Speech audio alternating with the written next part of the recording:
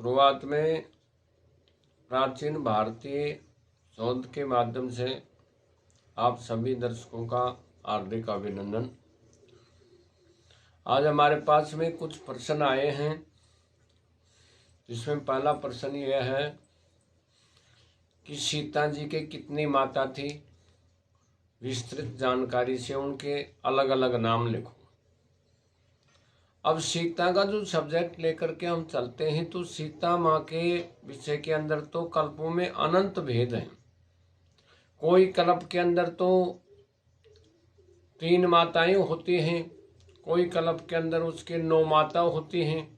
तो कल्प भेद से 28वां कलयुग है, 28 द्वापर, 28 त्रेता, 28 सतयुग पहले व्यतीत हो चुके, और उनमें सीता जी का जन्म भी हो चुका। सीता जी को रावण ने चुरा भी लिया, लेकिन पालन विदेराज जनक के ही होता है। माता चाहे कोई हो, पिता चाहे कोई हो, और कहीं से भी घूम करके वो शक्ति कहीं भी आए, आखिरी विदेराज जनक के जाकर के ही पालन होता है। तो इस विषय में वराकल्प का जो प्रमाण दिया जा रहा है, इस वराकल्प के अंदर इसके 9 माता हैं।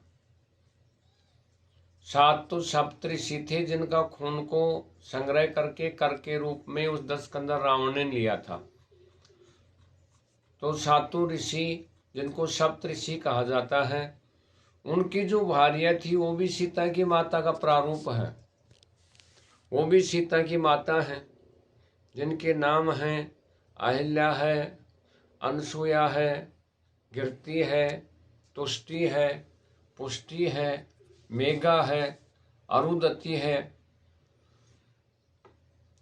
और 8वीं माता सुनैना है, जो विद्याराज जनक की स्त्री थी, उसका नाम सुनैना था। और 9वीं माता ये पृथ्वी है, जिसके माध्यम से उसका जन्म हुआ था।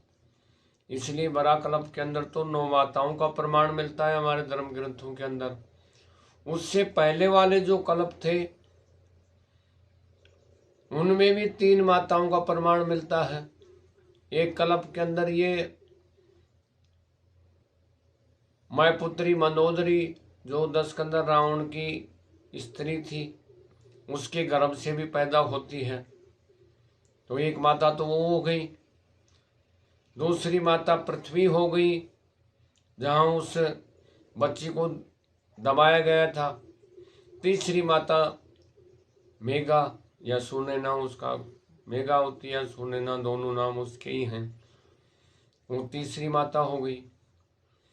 तो यह आदि शक्तियां हैं।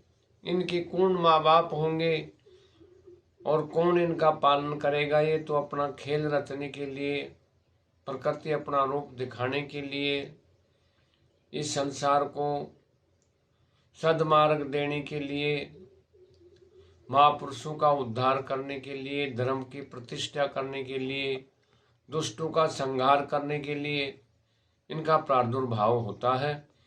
ऐसी कोई बात नहीं, ये किसी की संतान भी नहीं हो सकती, ये भी शास्त्र का प्रमाण है।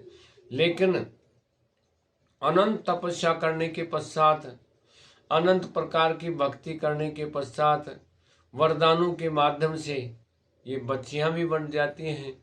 ब्रह्मरूप भगवान ईश्वर बच्चे भी बन जाते हैं, उनका लालन पालन भी होता है, माता पिता का दर्जा भी देते हैं, और सब कुछ होता है। लेकिन ये पराशक्ति हैं, महामाया हैं, और मूल प्रकृति हैं। इस मूल प्रकृति को हर जीव जान नहीं सकता। इस मूल प्रकृति का उन्छेद, उन्मोदन और इसका छेदन और इसकी ढेरी अलग अलग ब्रह्म और माया का छांटन करना हर मनुष्य के बस की बात नहीं है।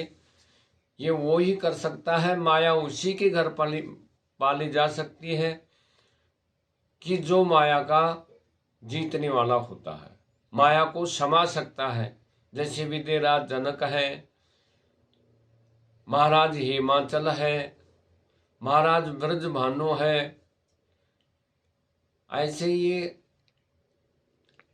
बहुत बड़े तपस्वी थे, और इन्होंने माया को जीता, और माया ने आकर के इनको वरदान दिया इनके घरों के अंदर लालन पालन हुआ और वह पराशक्ति कहला करके माता पिता का दर्जा दे दिया।